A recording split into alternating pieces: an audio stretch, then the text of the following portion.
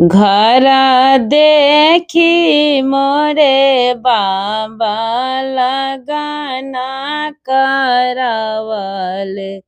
बर देखी कैले विवाह हो।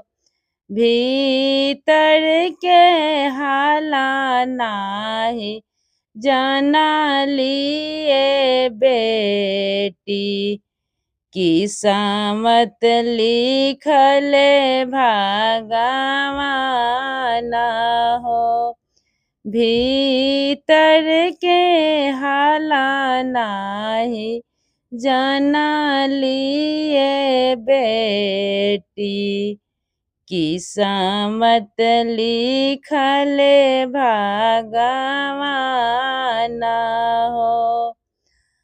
आवाना ए बेटी बैठा मचियावा।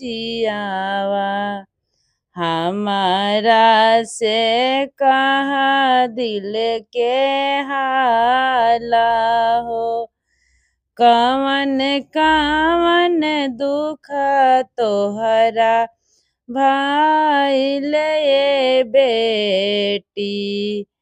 हमसे कह समझाई है। घर देखी मोरे बाबा लगाना करवले। बर देखी कैले विवाह हो। आकड़ी के पति बेटी देखता सोहावन।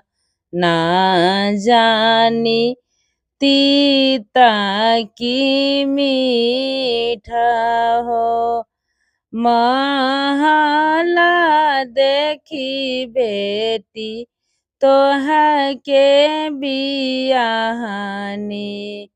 जननी न दुख बाकी सुख हो। महला देखी बेटी तोहर के बियाहली। ना जानी दुख की सुख हो। सुंदर बर देखनी पढ़ला पंडितवा। ना जानी गुनायाव गुण हो। दुआरे पर गैया देखनी आंगने में तुलसिया।